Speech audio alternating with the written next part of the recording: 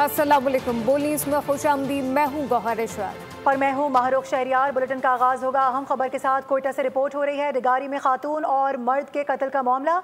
मुलजिम सरदार शेरबाज सातकजई और मोहम्मद बशीर की पेशी हुई है।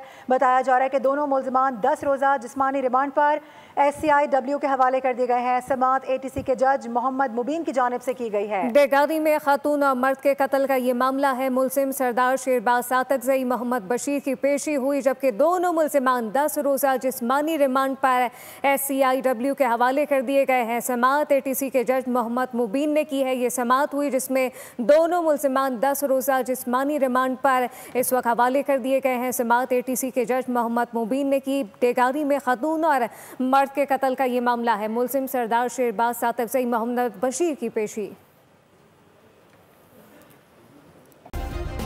सब्सक्राइब करें और बेल दबाएं ताकि कोई खबर रह न जाए।